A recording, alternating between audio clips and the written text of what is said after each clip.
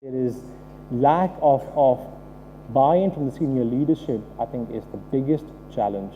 I was with the CIO of Burberry just last Friday, and he told me that his CEO ensures that every time they have a presentation, the CIO walks up with the CEO to give any investor relations presentations or be it even a customer facing presentations. And that's actually how we need to change as organizations. Now, did you know when Burberry launched their mobile website and a mobile application, it gave away 180 iPads to all its employees internally? And now I would love to have such a CIO, but we don't live in that world, do we?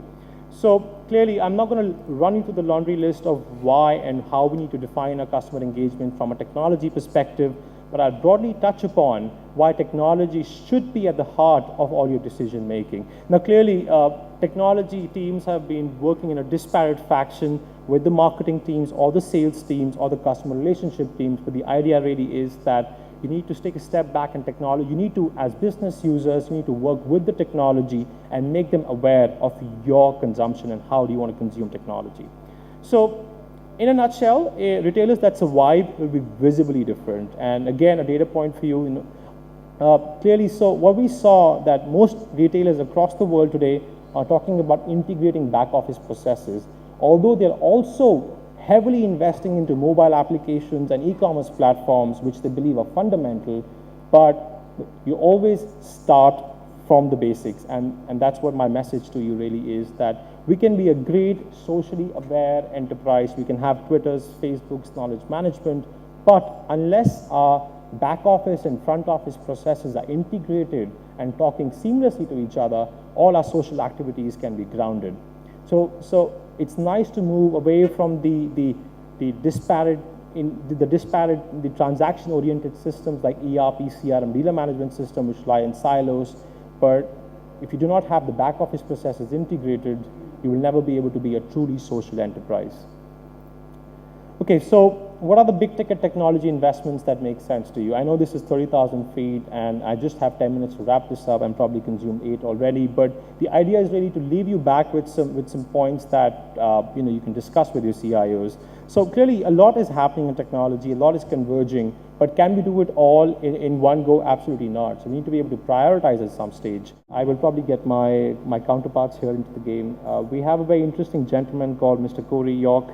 Corey, tell us about your story. You started out as a small startup. Now, was technology ever an issue for you, or what was the focus that you had for technology? So I actually came to India selling enterprise e-commerce, really big solutions, very expensive. We sold to Shopper Stop and a few other guys. The problem with purchasing online was, will the product be what you see on the photo? The problem for the retailer was, do I have the stock? How do I manage my inventory? So, we came up with the idea to sell gift cards, and we came up with giftcardsindia.in.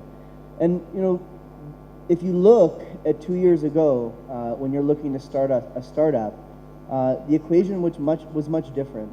To get online, your e-commerce platform, your technology was probably the largest, cost to organize and start your business.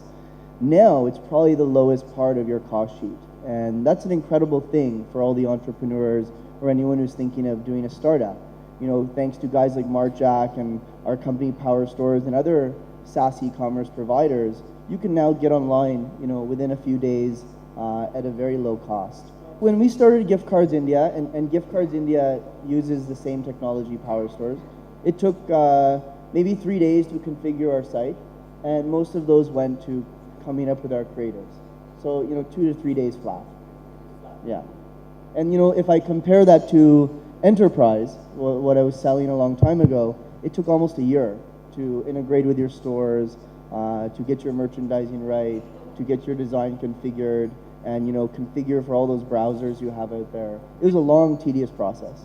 Sanjeev has a very interesting background. He's had days wherein he's been in the same basement for 16 days working really hard. So it's been fascinating speaking to him around that. But the fact that we've had this maturity of the application ecosystem now being delivered over SaaS, but integrations have always been missing from a payment gateway perspective. Can you give us a sense on that? For retailing industry, it has an edge over others, other applications in and around the country. We're not yet available in India.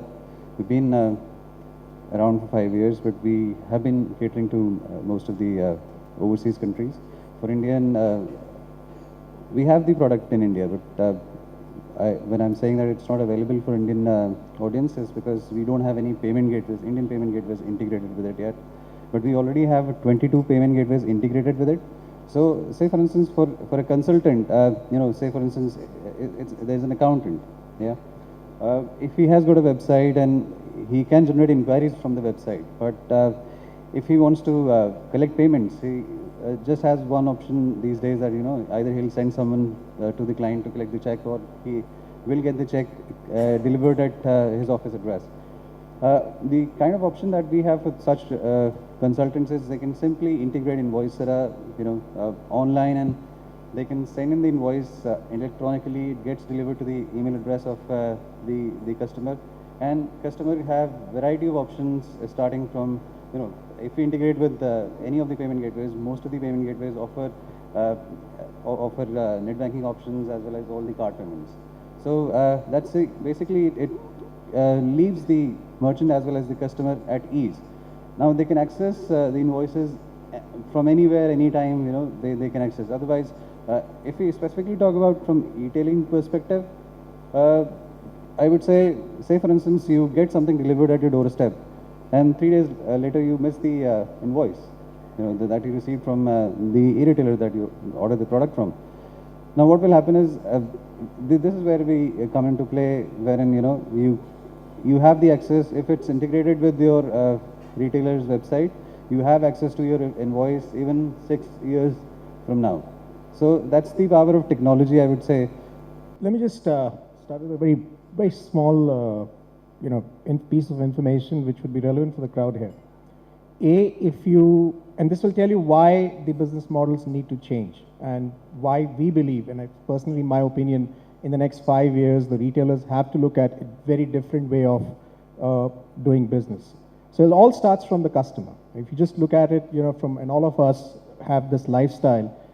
Just take the entire week we have, 168 hours that we have in a week. And if you were to discount the time you spend in the office, the time you spend on the roads, which is fairly significant, and if you were to discount out the time you want to spend for your personal activities and the time you want to spend with your family, that leaves out approximately 7 to 10 hours a week, which you have left out for whether you can go for a movie, you can go for a retailing experience, you want to go to your bank, or you want to go and do your various other chores. So that's number one, the time compressed consumer. The second thing, which is becoming more evident, and because I work for not only retail but also the automotive vertical, and so hence have visibility into different cross what I call currents coming from different places. Look at the situations on the roads. If you just drive today, it takes ages to reach a specific destination.